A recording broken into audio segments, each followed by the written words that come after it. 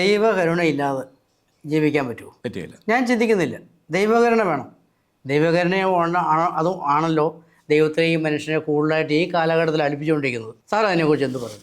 ദൈവത്തിൻ്റെ കരുണ ജാതി മത വർണ്ണ വർഗ വ്യത്യാസമില്ലാതെ എല്ലാവർക്കും ദൈവത്തിൻ്റെ കരുണ ലഭിക്കും. കരുണ യാചിക്കുന്നവർക്കും യാചിക്കാത്തവർക്കും കരുണ ലഭിക്കും എന്നുള്ളതാണ് എൻ്റെ അഭിപ്രായം. കാരണം ദൈവത്തിൻ്റെ കരുണ കൊണ്ടാണ് നമ്മൾ സൂര്യനെ സാറേ അത് പറയല്ലേ, ചോദിക്കുന്നവർക്കേ കരുണ കിട്ടത്തുള്ളൂ, എല്ലാവർക്കും കരുണ കിട്ടത്തില്ല. ചോദിക്കുന്നവരുടെ സമൂഹത്തിൻ്റെയും വികാരങ്ങൾ ഇപ്പോൾ കൂടി വന്നുകൊണ്ടിരിക്കുക. അതൊരു പക്ഷേങ്കിൽ നമ്മൾ ദൈവത്തെ മനസ്സിലാക്കാത്തതുകൊണ്ടാണോ അങ്ങനെയെന്നുള്ള എനിക്കൊരു സംശയമുണ്ട്. കാരണം വെച്ചാൽ നമ്മളിപ്പം സൂര്യപ്രകാശം നമുക്ക് ലഭിക്കുന്നു, മഴ ലഭിക്കുന്നു, ഇതൊക്കെ നമ്മൾ ചോദിച്ചിട്ടാണോ? നമ്മൾ ചോദിക്കാതെ എല്ലാം കിട്ടുന്നില്ലേ? കിട്ടുന്നുണ്ട്. ഉണ്ട്. പക്ഷെ എന്നാൽ പോലും ചോദിക്കാം. നമ്മളൊക്കെ സാധാരണ മനുഷ്യല്ലേ സാറേ. അപ്പോൾ അങ്ങനെ ചോദിക്കാം. പക്ഷേ ദൈവത്തിൻ്റെ തനത് സ്വഭാവം കരുണയാണെന്ന് ഞാൻ വിശ്വസിക്കുന്നില്ല. അങ്ങനെ പറയാൻ കാരണം എന്നാ സാറേ? കാരണം വെച്ചാൽ ഉൽപ്പത്തിയിൽ ദൈവം മനുഷ്യനെ സൃഷ്ടിക്കുമ്പോൾ മാത്രമാണ് തൻ്റെ ആത്മാവിനെ ജീവനായി നൽകി. അതായത് നമ്മൾ ഇപ്പം വിശുദ്ധ കുർബാന ദൈവിക ജീവനിൽ പങ്കുകാരാക്കിയെന്ന് നമ്മൾ പ്രാർത്ഥിക്കുന്നു. അത് ശരിയാണ്. പുതിയ നിയമത്തിലേക്ക് വരുമ്പോൾ ഈശോയുടെ മരണോത്ഥാനങ്ങളോട് നമ്മൾ ദൈവജീവന് പങ്കുകാരായി. എന്നാൽ ഉൽപ്പത്തിയിൽ ദൈവം നമ്മളെ സൃഷ്ടിച്ചപ്പോൾ തന്നെ ദൈവജീവന് പങ്കുകാരാക്കിയാണ് സൃഷ്ടിച്ചത്. പക്ഷേ ആ പങ്ക് നമ്മൾ ഉപേക്ഷിച്ചുകൊണ്ടാണ് പിന്നീട് അത് നേടേണ്ടി വന്നത്. ദൈവം കാരുണ്യവാനാണെന്ന് പറയുന്നതുകൊണ്ടാണല്ലോ മനുഷ്യൻ കരുണയ്ക്ക് വേണ്ടി യാചിക്കുന്നത്. കാരുണ്യവാനാണ് ദൈവം. പക്ഷേ ദൈവത്തിൻ്റെ തനി സ്വഭാവം എന്നാണ് ദൈവം മോശയ്ക്ക് വെളിപ്പെടുത്തി കൊടുത്തിട്ടുണ്ട്. ഇസ്രായേൽ ജനത്തിനെ മോചിപ്പിക്കാനുള്ള അവസരത്തിൽ മോശയോട് പറഞ്ഞയക്കുകയാണ്, നീ അവിടെ പോയി എല്ലാം ചെയ്യണം. അപ്പോൾ എങ്ങനെയായിരിക്കും ഞാൻ പ്രവർത്തിക്കുക എന്നുള്ളത് പുറപ്പാട് പുസ്തകം 6-ാം അധ്യായം 6-7 വാക്യങ്ങളിലൂടെ ദൈവം വെളിപ്പെടുത്തുന്നു. അത് ദൈവകൃപയുടെ ഒരു പൂർണ്ണ വിവരണങ്ങളാണ്. പഴയ നിയമത്തിൽ നിഴലായിട്ടാണെങ്കിൽ പോലും ആ കൃപയുടെ പൂർണ്ണത അവിടെ ഉണ്ട്. അവിടെ പറയുന്ന കാര്യങ്ങൾ, ഞാൻ നിങ്ങളെ പുറത്തു കൊണ്ടുവരും.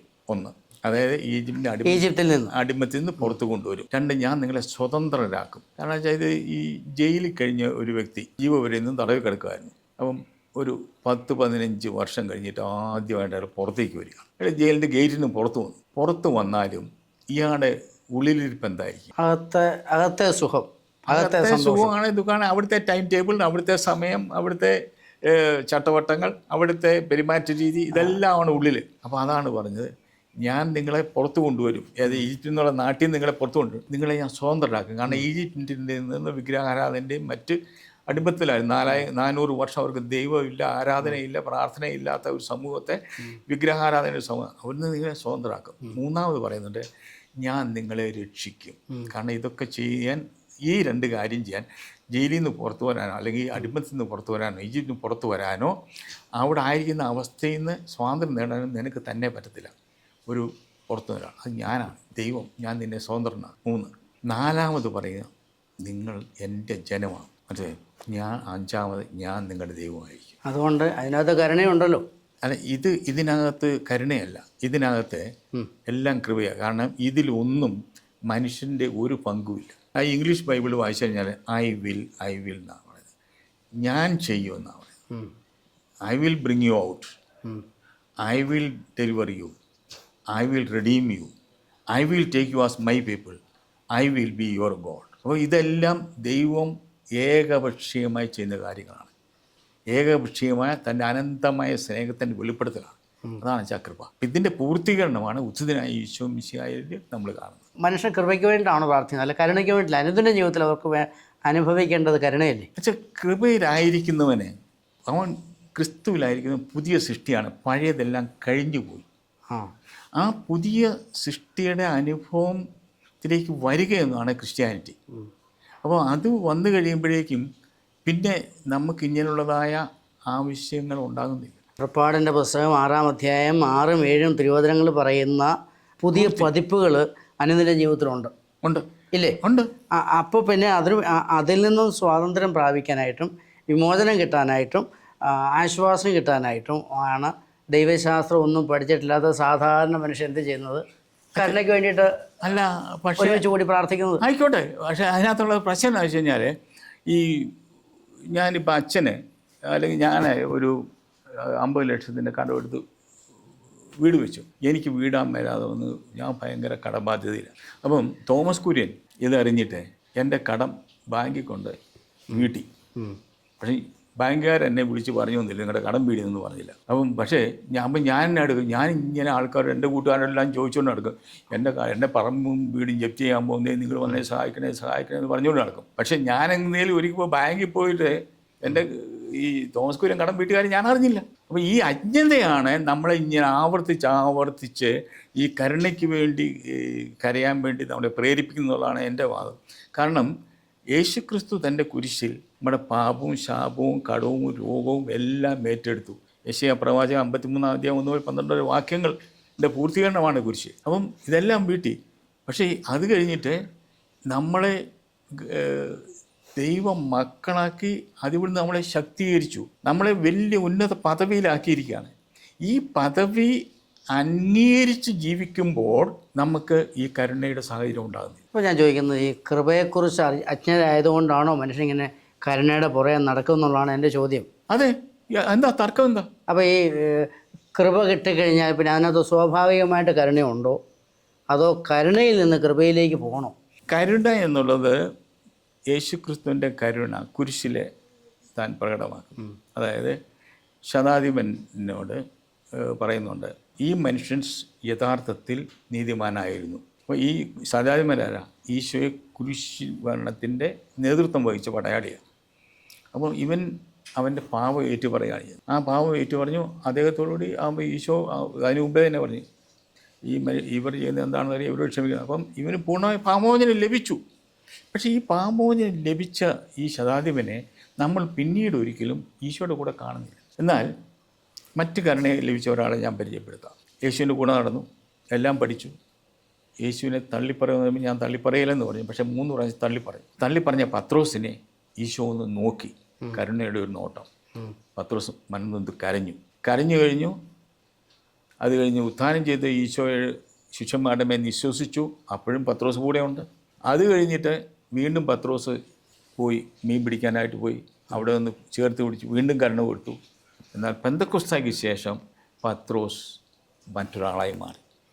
അപ്പം കൃപ നമ്മളെ പുതിയ ഒരു സൃഷ്ടിയാക്കുന്നു, ആന്തരികമായ പരിവർത്തനമുണ്ടാകുന്നു.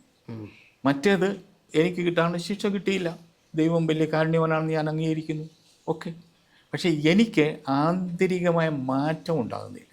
ഇതാണ് കരുണയും കൃപയും തമ്മിലുള്ള വ്യത്യാസം. അപ്പോൾ ഈ ആന്തരികമായ ഒരു മാറി പുതിയ സൃഷ്ടിയായി കഴിയുമ്പോൾ കഴിഞ്ഞതെല്ലാം പഴയതെല്ലാം കഴിഞ്ഞു പോകും. ഈ അനുദിന ജീവിതത്തിന് സാധാരണക്കാരായ മനുഷ്യർ അവർക്ക് അനുദിന ജീവിതത്തിൽ അവർക്ക് ഈ കൃപയെന്ന് പറഞ്ഞാൽ മനസ്സിലാകാനായിട്ടും ഉൾക്കൊള്ളാനായിട്ടും പ്രായോഗികമായിട്ട് ബുദ്ധിമുട്ടുണ്ടായേക്കാം. കാരണം ദൈവശാസ്ത്രം പഠിച്ചിട്ടില്ല, ബൈബിൾ ശാസ്ത്രം അങ്ങനെ പഠിക്കാനായിട്ട് സാഹചര്യങ്ങളില്ല. അതുകൊണ്ട് അവർ കരുണയുടെ പുറകെ പോകുന്നത് ഒരു കുറച്ചിലായിട്ട് കരുതാനായിട്ട് പറ്റുമോ? കുറച്ചിലായിട്ട് വളരുന്നില്ല എന്നുള്ള വാസ്തവം. കുറച്ചിലായിട്ട് കരുതേണ്ട കാര്യമൊന്നുമില്ല. നമ്മൾ ആരെയും അതിനുവേണ്ടി കുറ്റപ്പെടുത്തേണ്ട കാര്യവും ഇല്ല, അതൊന്നുമില്ല. പക്ഷേ ഞാൻ പറഞ്ഞിട്ട് വെച്ചാൽ ഒരു രാജകുമാരനെ ഒരു ഭിക്ഷാടന സംഘം മോഷ്ടിച്ചുകൊണ്ട് പോയി. നന്ന് കുഞ്ഞായിരിക്കുമ്പോഴേ കൊണ്ടുപോയതാണ്. അവൻ ഈ ഭിക്ഷാടന സംഘത്തിൻ്റെ കൂട്ടത്തിൽ ഭിക്ഷ നീട്ടി നടക്കുകയാണ്. പക്ഷേ അങ്ങനെ നടന്ന് ഒരു ദിവസം അവനെ ഈ രാജകുടുംബത്തിൽപ്പെട്ട ആരോ കണ്ടെത്തിയിട്ട് പറഞ്ഞു, അന്ന് ഭിക്ഷക്കാർ മോഷ്ടിച്ചുകൊണ്ട് പോയ ഞങ്ങളുടെ മകനാണ് നീ എന്ന് പറഞ്ഞ് ഇവനെ ഏറ്റെടുത്തു കഴിഞ്ഞാൽ പിന്നീട് അവൻ ഭിക്ഷ ഉണ്ടാൻ പോകുമോ? ഇല്ല. അപ്പം നമ്മൾ ദൈവത്തിൻ്റെ കൃപയാൽ ദൈവപുത്രരാക്കി ഉയർത്തപ്പെട്ടവരാണ്. ഗലാത്യരുടെ ലേഖനത്തിലെ 4-ാം അധ്യായത്തിലും 3-ാം അധ്യായത്തിലും റോമാക്കാരുടെ ലേഖനത്തിലെ 8-ാം അധ്യായത്തിലൊക്കെ ആവർത്തിച്ച് 8-14 അവർക്ക് ആവർത്തിച്ച് പറയുന്നത് ആബാ പിതാവേ എന്ന് വിളിക്കുവാൻ നൽകുന്ന പുത്രസ്വീകാരത്തിൻ്റെ ആത്മാവിനെയാണ് നമ്മൾ സ്വീകരിച്ചത്. അതായത് പരിശുദ്ധാത്മാവിനെ സ്വീകരിച്ച് നമ്മൾ ദൈവത്തിൻ്റെ പുത്രന്മാരായി മാറിയിരിക്കുന്നു. അപ്പോൾ ആ അവസ്ഥയിലേക്ക് വന്നു കഴിഞ്ഞിട്ട് അത് അംഗീകരിച്ചുകൊണ്ട് നമ്മൾ ജീവിക്കുമ്പോൾ ഒന്നാമത്തെ കാര്യം, നമ്മൾ ഈ കരുണയ്ക്ക് യാചിക്കേണ്ട സാഹചര്യങ്ങൾ വളരെ കുറയും. ഒന്ന്. ഈ രണ്ടാമത്, ആ സാഹചര്യം ഉണ്ടായാൽ ആ സാഹചര്യത്തെ നേരിടാനുള്ള സമീപനത്തിന് മാറ്റമുണ്ട്. ഒരാൾക്ക് ദൈവത്തെക്കുറിച്ചും ശാസ്ത്രത്തെക്കുറിച്ചും ഒക്കെ അറിവ് ഉണ്ടെന്ന് കൂട്ടിക്കും. അങ്ങനെ അറിവിൽ നിലനിൽക്കുമ്പോഴും പ്രായോഗിക ജീവിതത്തിൽ അനുദിന ജീവിതത്തിൻ്റെ വേദനകളെ, സഹനങ്ങളെ, സങ്കടങ്ങളെ, ദുരിതങ്ങളെ, കഷ്ടപ്പാടുകൾ ഒക്കെ അനുഭവിച്ചു പോകുന്നൊരു മനുഷ്യൻ, അവന് ഒരാശ്വാസമല്ലേ ഈ കരുണയെന്ന് പറയുന്നത്. ഞാൻ കൃപയെ നിഷേധിച്ചുകൊണ്ടല്ല പറയുന്നത്. അവൻ്റെ ഒരു ആശ്വാസത്തിൻ്റെ സ്ഥലമുണ്ടല്ലോ, അവനെ ആശ്വസിപ്പിക്കുമോ, പ്രാർത്ഥിച്ച് കർത്താവിനോട് ഒരു ചെറിയ പ്രതീക്ഷ, നിത്യപ്രതീക്ഷയല്ല കൊടുക്കുന്നത്, ചെറിയ ചെറിയ പ്രതീക്ഷകൾ അവനെ സാറ്റിസ്ഫൈ ചെയ്ത് പൂർത്തീകരിക്കപ്പെടുകയാണ്. പക്ഷേ അത് അങ്ങനെ പോകുമ്പോഴത്തേക്കും നമ്മൾ ഒരു സെൻറ്റിമെൻ്റലായിട്ട് വളരെ സ്വീകാര്യമായിരിക്കും. കരുണയ്ക്ക് വേണ്ടി യാചിക്കുക, പ്രാർത്ഥിക്കുക, ദൈവം കാണാനാണെന്നൊക്കെ പറയുന്ന നല്ല കാര്യങ്ങളാണ്. പക്ഷേ അത് ദൈവത്തിൻ്റെ പൂർണ്ണതയെ മറയ്ക്കുന്നു. ദൈവം കാരുണ്യവാനാണ് എന്നുള്ളത് ദൈവത്തിൻ്റെ പൂർണ്ണതയല്ല, ദൈവത്തിൻ്റെ ഒരു സ്വഭാവമാണത്. ദൈവത്തിൻ്റെ പൂർണ്ണത കൃപയാണ്. അപ്പം നാം പൗലോസ്ലീഹ പറയുന്നത്, നിങ്ങളിപ്പോഴും പാല് കുടിക്കുന്ന ശിശുക്കളാണോ? ഖരമായ പദാർത്ഥം എന്നാ നിങ്ങൾ കഴിക്കുക? അപ്പം നമ്മുടെ ഈ സഭാ സമൂഹം എന്നും ഇങ്ങനെ കരുണയ്ക്ക് വേണ്ടി യാചിച്ച് പാല് കുടിക്കുന്ന അവസ്ഥയെ കഴിയണോ, അതോ ഖരപദാർത്ഥം, ആത്മീയ ഖരപദാർത്ഥം വെട്ടിച്ച് ദൈവമക്കളുടെ സ്വാതന്ത്ര്യത്തിലേക്ക് ജീവിക്കണം? എനിക്കും പ്രശ്നങ്ങളും പ്രതിസന്ധികളും ഉണ്ടാകും, ഇപ്പോഴും ഉണ്ട്, പ്രതിസന്ധികളുണ്ട്. അപ്പോൾ ആ പ്രതിസന്ധികൾ വരുമ്പോഴത്തേക്കും ഇപ്പം കരുണയ്ക്ക് വേണ്ടി ഇപ്പം എനിക്കൊരു വലിയ കടബാധ്യം ഉണ്ടെന്ന് വിചാരിച്ചുള്ളൂ. കടബാധ്യം ഉണ്ടെങ്കിൽ എൻ്റെ കർത്താവ് എൻ്റെ കടം വീട്ടിൽ തരണമേ എന്ന് എനിക്ക് പ്രാർത്ഥിക്കാൻ പറ്റും, കരുണയ്ക്ക് വേണ്ടി യാചിക്കാൻ പറ്റും. ദൈവമക്കളുടെ സ്വാതന്ത്ര്യത്തിലേക്ക് വരുമ്പോൾ ഞാൻ എന്താ ചെയ്യുക? അലങ്കാരികമായിട്ട് പറയുന്നതല്ല, സത്യവസന്ധമായി പറയുകയാണ്. ഇപ്പോഴത്തെ കടബാധ്യത ഓർത്ത് കർത്താവിനെ ഞാൻ സ്തുതിക്കുന്നു. ഈ കടബാധ്യതയെ ഓർത്ത് ഞാൻ സ്തുതിക്കുന്നു. കാരണം ഈ കടങ്ങളെല്ലാം നീ കുരിശിൽ ഏറ്റെടുത്തിട്ടുണ്ടാണ്. നിനക്കിതെല്ലാം വീട്ടാൻ സാധിക്കും. നിന്നെ ഞാൻ പ്രത്യാശ വയ്ക്കുന്നു. I praise you, I glorify for this eventuality. ഇപ്പം സാറ് പറഞ്ഞത് ഒരു വെളിപ്പെടുത്തൽ തന്നെ, അത് ഞാൻ അംഗീകരിക്കുന്നു. അതെനിക്ക് ചെയ്യാൻ പറ്റും. കടം വീട്ടാൻ എനിക്ക് പറ്റത്തില്ല. പക്ഷേ എനിക്ക് ഉള്ളിൽ ആശ്വാസം പ്രാപിക്കാനായിട്ട് ഇത് പറ്റിയ കാരണം, ഈ ആശ്വാസത്തിൻ്റെ മറ്റൊരു തലത്തിലേക്ക് എത്തുമ്പോഴത്തേക്ക് കടം വീട്ടാൻ ആവശ്യമായ സാഹചര്യങ്ങളെല്ലാം ദൈവം ക്രമീകരിച്ചിരിക്കും. പക്ഷേ ഈ പിന്നെ ഒരേ സാഹചര്യം ഒന്ന് തന്നെ. എനിക്കും കടമുണ്ടാകും, അച്ഛനും കടമുണ്ടാകും, അല്ലെങ്കിൽ വേറെ തോമസ് കുലിനും ഒക്കെ കടമുണ്ടാകും. അപ്പോൾ ഈ കടം ഉണ്ടാകുന്ന അവസരത്തിൽ കടം വീടുന്നത് ഒരു കാര്യം, രണ്ടാമത് കടഭാരം എൻ്റെ ഹൃദയത്തിൽ ഉള്ളത് അത് ആദ്യം നീങ്ങിപ്പോകേണ്ടത്, രണ്ടാമത് ആ കടം മാറുന്നത്. അപ്പം ഈ കടഭാരം നീങ്ങാനായിട്ട് കൃപയിൽ ആശ്രയിച്ചാൽ അതാദ്യം നടക്കും. ഇത് ഞാൻ അംഗീകരിച്ചിട്ടുണ്ട്. കാരണം നമ്മളായിരിക്കുന്ന അവസ്ഥയിൽ നമ്മുടെ ഭാരപ്പെടുത്തുന്ന കാര്യങ്ങളെ ദൈവസന്നിധിയിലേക്ക് നമുക്ക് ഉയർത്താൻ പറ്റും.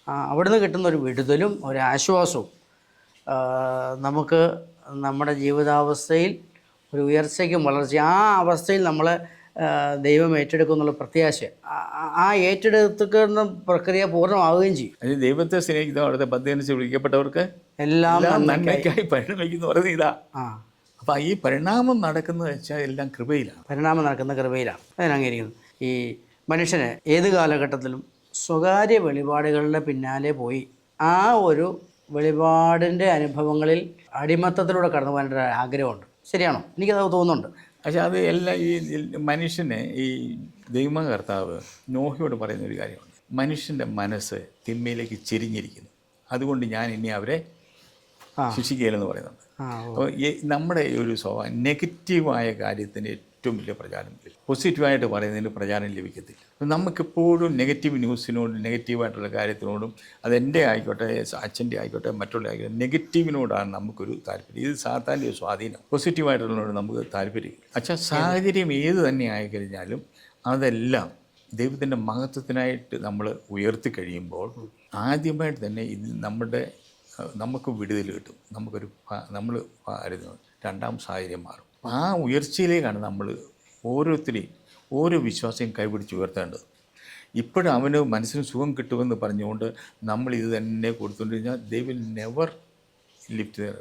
അത് നമ്മുടെ ഇപ്പം കേരളത്തിലെ സാഹചര്യത്തിൽ പറഞ്ഞു കഴിഞ്ഞാൽ കിറ്റ് മേടിക്കുന്നത് അല്ലെങ്കിൽ കിറ്റ് കൊടുക്കുന്ന വലിയൊരു നന്മ പ്രവൃത്തിയാണെന്ന് പറഞ്ഞുകൊണ്ട് കിറ്റ് മേടിക്കുന്നവരുടെ എണ്ണം വർദ്ധിപ്പിച്ചുകൊണ്ടേയിരിക്കുന്ന അവസ്ഥ. വാസ്തവത്തിൽ സംസ്ഥാനത്തെ പുരോഗതി എന്ന് പറഞ്ഞാൽ കിറ്റ് മേടിക്കാൻ ആരും ഇല്ലാത്ത അവസ്ഥ ഉണ്ടാകുക. അപ്പോൾ നമ്മുടെ സഭയിൽ കരുണയ്ക്ക് വേണ്ടി യാചിക്കുന്നവരില്ലാതാകുകയാണ് വേണ്ടത്. അപ്പം കൃപയുടെ ആനന്ദത്തിൽ അവർക്ക് ജീവിക്കാൻ പറ്റും. ഈ കരുണയ്ക്ക് വേണ്ടിയിട്ട് യാചിക്കുന്ന ആൾക്കാർ അവിടെ കുടുങ്ങിപ്പോകുന്നു. സഭ അച്ഛൻ പറഞ്ഞ ഒരു കാര്യം പറഞ്ഞ സ്വകാര്യ വെളിപാടിനെ പറ്റി, അത് കത്തോലിക്ക സഭയുടെ മതപരത 67 വളരെ വ്യക്തമാണ്. സ്വകാര്യ വെളിപാട് എന്നൊന്നുണ്ട്, അതിൽ തന്നെ സഭ അംഗീകരിച്ചിട്ടുണ്ട്. എന്നാൽ അവയൊന്നും സഭയുടെ വിശ്വാസ നിക്ഷേപത്തിൻ്റെ ഭാഗമല്ല. അത് ഓരോ കാലഘട്ടത്തിൽ ഓരോരുത്തർക്കുടെ വിശദീകരണത്തിന് കൊടുത്ത കാര്യമാണ്. നമുക്ക് വിശ്വസിക്കേണ്ടത് യേശുക്രിസ്തുവിൻ്റെ പൂർത്തീകരിക്കപ്പെട്ട രക്ഷാകര പദ്ധതിയെപ്പറ്റി മാത്രമാണ് നമ്മൾ വിശ്വസിക്കുന്നത്. പരസ്യ വെളിപാട് മതി, പരസ്യ വെളിപാട് അത് മാത്രം മതി. സ്വകാര്യ വെളിപാട് വേണ്ട. വേണ്ട, ആകാം, പക്ഷേ ഇത്രയും പ്രചാരം വേണ്ട. അത് ആകുമ്പോഴുണ്ടാകുന്ന അപകടം ഇതാണ്. നമ്മളെപ്പോഴും ആ ഒരു തലത്തിൽ കിടന്നിങ്ങനെ താന്ന് കിടക്കും. ആ ഒരു അടിമത്തത്തിലും തടവറയിലും ഒരിക്കലും ഉണ്ടാകത്തില്ല, വളരുന്നില്ല. ഉത്ഥാനത്തിൻ്റെ മഹത്വത്തിലേക്ക് നമ്മൾ ഉയരുകയാണ്. ക്രിസ്തുവിൽ സാക്ഷാത്കൃതമായ വിമോചനം സമ്പൂർണ്ണമാകില്ല, അതിൻ്റെ അയലത്ത് വരത്തില്ല. ഞാൻ ഒരു കാര്യം ഞാൻ സ്വർഗസ്ഥാനതായ 10 ഭാഷയിൽ യൂട്യൂബിൽ അപ്ലോഡ് ചെയ്തായിരുന്നു. അപ്പോൾ ഈ 10 ഭാഷയിൽ ഇതിൻ്റെ അർത്ഥം ഞാൻ പഠിച്ചു നോക്കി. അപ്പോൾ മലയാളത്തിൽ മാത്രമേ ഉള്ളൂ സ്വർഗസ്ഥനായ ഞങ്ങളുടെ പിതാവേ, ഞങ്ങളുടെ നാം പൂജിതമാകണമേ, അങ്ങയുടെ രാജ്യം വരയണമേ, അങ്ങയുടെ തിരുമനസ്സ്വർഗത്തിലെ പോലെ ഭൂമിയിലും ആകണമേ എന്നുള്ള യാചനാ രൂപത്തിൽ മലയാളത്തിൽ മാത്രമേ ഉള്ളൂ. പക്ഷേ എൻ്റെ ഒറിജിനൽ രൂപത്തിൽ ബാക്കി എല്ലാ ഭാഷയിലും അത് കമാൻഡിങ് പ്രയറാണ്. സ്വർഗസ്ഥനായ ഞങ്ങളുടെ പിതാവേ, അങ്ങയുടെ നാം പൂജിതമാകണം, അങ്ങയുടെ രാജ്യം വരണം, അങ്ങയുടെ തിരുമനസ് സ്വർഗത്തിലെ പോലെ ഭൂമിയിലും ആകണം. മക്കളെങ്കിൽ അവകാശികളാണ്. ഇമ്പറേറ്റീവോ എല്ലാം തമിഴിലാണെങ്കിലും എല്ലാ ഭാഷയിലും ഞാൻ 10 ഭാഷ അതിൻ്റെ ഗ്രാമർ എല്ലാം നോക്കി പഠിച്ചിട്ടാണ് ഞാനിത് അപ്ലോഡ് ചെയ്തത്. പിതാവായ ദൈവത്തോട് കമാൻഡ് ഇമ്പറേറ്റീവായിട്ട് പ്രാർത്ഥിക്കാൻ വിളിക്കപ്പെട്ട സമൂഹമാണ് വെച്ചാൽ നമ്മൾ ഒന്ന് ആലോചിച്ച് നോക്കിയാൽ ആ ഒരു ഈ ദൈവം നമ്മളെ എങ്ങനെയാണ് നോക്കിക്കാണുന്ന ആ ഒരു പൊസിഷൻ, ദൈവം കൽപ്പിക്കുന്ന വില. ഇപ്പം ഞാൻ ഒരു പ്രസിഡന്റിനെ കാണാൻ പോവാണ്. ഇപ്പം ഞാൻ മലയാളിയാണെന്ന് പറഞ്ഞുകൊണ്ട് ഞാനൊരു കയ്യിലേയും ബനിയനും ഒക്കെ ഇട്ടുകൊണ്ട് എനിക്ക് പ്രസിഡൻ്റ് അടുത്ത് പോകാം. എനിക്കത് വളരെ കംഫർട്ടബിൾ എന്ന് പറയാൻ പറ്റും. അവിടെ ചെല്ലുമ്പോഴത്തേക്കും അവർ പറയും ഇതന്നെ സൂട്ടാണ്, ഓഫീസാണ്, ഇങ്ങനെ സൂട്ടും ടൈയും ഒക്കെ ഇട്ട് വരാൻ പറയും. കൃപാജീവിതം എന്ന് പറഞ്ഞാൽ ഒരു സ്വാതന്ത്ര്യം പ്രഖ്യാപിക്കലാണ്. സ്വാതന്ത്ര്യവും പദവിയുമാണ് അച്ഛൻ. പദവിയാണ്, നമ്മൾ ഉയർത്തപ്പെട്ടു. ഈ അച്ഛനെ ഈ സ്വർഗരാജ്യത്തിൻ്റെ വിരുന്നിനെ പറ്റി ഒരു ഉപമയുണ്ട് മത്തായിയുടെ സുവിശേഷത്തിൽ. അത് ഞങ്ങൾക്ക് പട്ടാളക്കാർക്ക് നന്നായിട്ട് മനസ്സിലാവും. കാരണം ആ വിരുന്നിലെ അവിടെ ദുഷ്ടന്മാരെയും ശിഷ്ടന്മാരെയും വിളിച്ചിട്ടുണ്ട്. കാരണം ഈ ദുഷ്ടന്മാരെ ഒന്നും ആ യജമാനം പുറത്താക്കുന്നില്ല. വിവാഹ വസ്ത്രം ധരിക്കാത്ത ആ ഒരു മിസ്റ്റേക്ക് മാത്രമേ കണ്ടുപിടിക്കുന്നുള്ളൂ. വിവാഹ വസ്ത്രം ഇല്ലാത്തവനെ കണ്ടു, അവനെ പുറത്താക്കി. ദുഷ്ടനോട് പോലും പുറത്തു പോകാൻ പറഞ്ഞില്ല. അതെയോ, ഞങ്ങൾ ഈ എയർഫോഴ്സിലെ ആർമി നേവി എയർഫോഴ്സിലെല്ലാം ഡിന്നറുകൾ പലതുണ്ട്. ഒന്ന് പൂർണ്ണ കംപ്ലീറ്റ്ലി ഒഫീഷ്യൽ ഡിന്നർ, അതിനു വേണ്ടി ഒരു യൂണിഫോം ഉണ്ട്. ആ യൂണിഫോം ഇട്ടുകൊണ്ട് മാത്രമേ ആ ഡിന്നറിൽ പങ്കെടുക്കൂ. ഇനിയും ഓഫീസേഴ്സ് മെസ്സിലെ പാർട്ടികളുണ്ട്. ഇൻഫോർമൽ എന്നൊക്കെ പേര് പറയും, പക്ഷേ അവിടെ പോകണമെങ്കിൽ സൂട്ടില്ലാതെ പോകാൻ പറ്റത്തില്ല. പാർട്ടി പോയി പല ഭക്ഷണവും കഴിക്കുന്ന ഡ്രിങ്ക്സും കഴിക്കുന്ന എന്തിനാണ് ഈ സൂട്ടെന്ന്. യെസ്, അതാണ് അതിൻ്റെ പ്രോട്ടോക്കോൾ. അപ്പം അവിടെ വസ്ത്രമില്ലാന്ന് പറഞ്ഞാൽ കയറാൻ പറ്റത്തില്ല. ഇനി അവിടെ വസ്ത്രമില്ലാതെ കയറാൻ ശ്രമിച്ചതിന് പിറ്റേ ദിവസം പണിഷ്മെൻറ്റ് കിട്ടും, സിവിയർ പണിഷ്മെൻറ്റ്. ചുരുക്കത്തിൽ ഈ കരുണയുടെ ഒരു കാലമില്ല, കൃപയുടെ കാലമേ ഉള്ളൂ. ക്രിസ്ത്യാനി ആയിരിക്കണമെങ്കിൽ അവൻ കൃപയിലായിരുന്നാൽ മാത്രമേ ക്രിസ്ത്യാനി ആകത്തുള്ളൂ. അതല്ല എഫെസ്യർ ലേഖനത്തിൽ പറയുന്നത്, വിശ്വാസത്തിലൂടെ കൃപയാലാണ് നമ്മൾ രക്ഷിക്കപ്പെട്ടത്. രക്ഷയുടെ അനുഭവം അനുഭവിക്കണോ, അത് കൃപയിലേ സാധ്യമാകുകയുള്ളൂ. രക്ഷിക്കപ്പെടണമെങ്കിൽ കൃപ വേണം. കൃപയിൽ നമ്മൾ രക്ഷിക്കപ്പെട്ടു ആ അനുഭവം നമുക്ക് ആസ്വദിക്കണമെങ്കിൽ, അത് എൻജോയ് ചെയ്യണമെങ്കിൽ നമുക്ക് കൃപയിലായിരുന്നാലേ പറ്റത്തുള്ളൂ. മറ്റവർക്ക് അങ്ങ് രക്ഷിക്കപ്പെട്ടുവെങ്കിലും അവർക്ക് ആ സുഖം ആസ്വാദനം ഉണ്ടാകുന്നില്ല. പക്ഷേ അവൻ നല്ലകളുടെ അവസ്ഥ വരെ ആകുന്നുള്ളൂ. ഉദ്ധാനം ചെയ്ത് യേശുവിൻ്റെ കൂടെ ആയിരുന്ന ശിഷ്യന്മാരുടെ അവസ്ഥയിലേക്ക് വരണമെങ്കിൽ നീ കൃപയിലേക്ക് വരണം. ക്ലിയറാണ്. കുരിശിൽ കിടന്ന അവൻ അവസാനം സ്വർഗ്ഗത്തിൽ. പക്ഷേ ഈ ക്രിസ്ത്യാനിയായിരിക്കുന്നവൻ അവൻ ഈ ലോകത്തിൽ ദൈവമക്കളുടെ സ്വാതന്ത്ര്യത്തിലും പദവിയിലും ജീവിക്കുന്നതാണ് ക്രിസ്തീയ ജീവിതം. അത് കൃപയിൽ മാത്രമേ സാധിക്കുള്ളൂ. ശരിക്കും പറഞ്ഞാൽ കരുണയുടെ ഭക്തിക്ക്, ഭക്താനുഷ്ഠാനത്തിന് ഒരു തിരുത്തൽ ആവശ്യമുണ്ട്. ആര് തിരുത്തുക എന്നുള്ളതല്ല, ഓരോരുത്തരും തിരുത്തുക എന്നുള്ളത്. അത് എനിക്കെന്നേ പറയാനുള്ളൂ. ക്രിസ്ത്യാനി ആയിരിക്കുന്നതിൻ്റെ മഹത്വവും അതിൻ്റെ സൗന്ദര്യവും സൗരഭ്യവും ആസ്വദിക്കണമെന്നുണ്ടെങ്കിൽ കൃപയിലായിരിക്കണം. കൃപയെപ്പറ്റി ചിന്തിക്കണം, കൃപയെപ്പറ്റി പഠിക്കണം, കൃപയെപ്പറ്റി മനസ്സിലാക്കണം. അതുകൊണ്ടായിരിക്കാം യോഹന്നാൻ ശ്ലീഹ പറഞ്ഞത് കൃപയ്ക്ക് മേൽ കൃപ സ്വീകരിക്കണം എന്നൊക്കെ പറഞ്ഞത്. ഒരുപക്ഷെ അതുകൊണ്ടായിരിക്കും. ഒരുപക്ഷെ അല്ല, തീർച്ചയായിട്ടും. ആ ഒരു സ്റ്റാറ്റസിലേക്ക് നമ്മൾ അവരെത്തിക്കഴിയുമ്പോഴത്തേക്ക് വലിയ ആനന്ദവും വലിയ സന്തോഷവും ആ അവസ്ഥയിലായിരിക്കും നമ്മൾ ഈ ലോകത്തിലാണ്. ഈ ലോകത്തിൻ്റെതായ രോഗം, വിശപ്പ്, ദാരിദ്ര്യം, ഒട്ടനവധി പ്രശ്നങ്ങളെ, കടബാധ്യതകളെ, തിരസ്കരണം, ഇതെല്ലാം നിലനിർത്തിക്കൊണ്ട് തന്നെ ഇതെല്ലാം ഉണ്ടാകും. പക്ഷേ the way you look at it differs. നമ്മളതിനെ നോക്കുന്ന കണ്ണ് മാറും. നമ്മൾ അന്നാരും കരയത്തില്ല. ഈ പ്രശ്നങ്ങളെല്ലാം ഉണ്ട്. പക്ഷേ ഈ പ്രശ്നങ്ങളുടെ മുന്നിലും ഞാനത് ദൈവമഹത്വത്തിലാക്കിക്കൊണ്ട് ഞാൻ അവിടെ കിടന്നുകൊണ്ട് കർത്താവേ എന്നോട് കണ്ണു പോകുന്നതിനെ ഞാൻ യാചിക്കുന്ന പ്രശ്നമില്ല. കാരണം ഞാൻ അവിടുത്തെ മകനാണ്, ഇപ്പോഴും മകനാണ്. ഇപ്പം ഞാൻ എൻ്റെ പക്ഷേ എൻ്റെ ജീവിതത്തിൽ വളരെ തെറ്റായ ഒരു കാര്യം ചെയ്തു, വലിയൊരു പാപം ഞാൻ ചെയ്തു. പാപം ചെയ്ത് കിടക്കുമ്പോഴും ഞാൻ പ്രാർത്ഥിക്കും, ശിവ നിൻ്റെ പൊന്നുമോനെ തെറ്റ് പറ്റിപ്പോയി, എന്നോട് ക്ഷമിക്കണം. ധൂർത്തപുത്രൻ്റെ ഉപമ ക്ലാസിക് എക്സാമ്പിളാണ്. ആ പന്നിക്കുട്ടി കിടക്കുമ്പോഴും അവൻ ഞാൻ പാപിയാണെന്ന് പറയുന്നില്ല. സ്വർഗത്തിനെതിരായും നിനക്കെതിരായും ഞാൻ പാപം ചെയ്തു, നിൻ്റെ പുത്രൻ എന്ന് വിളിക്കപ്പെടാൻ ഞാൻ യോഗ്യനല്ല, നിൻ്റെ വേലക്കാരൻ ദാസരിൽ ഒരുവനെ എന്നെ സ്വീകരിക്കും. ചുരുക്കത്തിൽ സ്വീകരിക്കാൻ തയ്യാറുള്ളവർക്ക് ഒരു തിരുത്തലിന് ഈ ഒരു ചർച്ച അല്ലെങ്കിൽ സംവാദം ഉപകരിക്കും എന്നുള്ളതാണ് എൻ്റെ ഒരു കാഴ്ചപ്പാട്. എല്ലാവരും അങ്ങനെ ഉൾക്കൊള്ളണമെന്ന് നിർബന്ധമില്ല. ചിലപ്പോൾ ചിലർക്ക് സമയം എടുക്കുമായിരിക്കും. എങ്കിൽ പോലും നമ്മൾ ഉത്തരവാദിത്വ ബോധമുള്ള ഒരു കൃപാജീവിതത്തിലേക്ക് വിളിക്കപ്പെട്ടിരിക്കുന്നവരാണ്. നിശ്ചയമായിട്ടും ആ ലെവലിലേക്ക് നമ്മൾ ഉയർത്തപ്പെട്ടു. ഇനി നമ്മളതിനെ അങ്ങോട്ട് അംഗീകരിച്ച് അതിനെ അങ്ങ് സ്വന്തമാക്കി ഏറ്റെടുത്താൽ മതി. നമ്മൾ ആ ലെവലിലെത്തി. യേശുക്രിസ്തുവിൻ്റെ കുരിശുമരണത്തോടും ഉത്ഥാനത്തോടും കൂടി മാമോദിസയും സ്ഥൈര്യലേപനവും സ്വീകരിച്ചതോടുകൂടി നമ്മളെ കൃപയുടെ ഔന്നത്യത്തിലേക്ക് ഉയർത്തപ്പെട്ടവരാണ്. ഉയർത്തപ്പെട്ടു. നമ്മളത് അംഗീകരിച്ചാൽ മാത്രം മതി. അതിന് ഈ ഒരു ചർച്ച ഉപകാരപ്പെടട്ടെ എന്ന് ആഗ്രഹിക്കുകയാണ്. നിങ്ങളിൽ എത്തിയിരിക്കുന്ന ഈ ഉയർത്തപ്പെട്ട അവസ്ഥയെ, പ്രത്യേകിച്ച് മാമോദീസയിലൂടെയും സ്ഥൈര്യലേപനത്തിലൂടെയും ഉത്ഥാന അനുഭവത്തിലേക്കും കുരിശുമരണത്തെ അതിജീവിച്ച് പീഡാസഹനത്തെ അതിജീവിച്ച് ഉത്ഥാന അനുഭവത്തിൽ എത്തിച്ചേർന്ന നമുക്ക് നമ്മൾ കൃപയുടെ അവകാശികളും കൃപയുടെ പങ്കാളികളുമാണ്. നമുക്ക് ആ ഒരു തലത്തിലേക്ക് ഉയരാനായിട്ട് ഈ സംവാദം ഉപകാരപ്പെടട്ടെ എന്ന് ആഗ്രഹിക്കുന്നു, പ്രാർത്ഥിക്കുന്നു. പ്രേക്ഷകർക്കും നന്ദി, മാത്യു സാറിനും നന്ദി.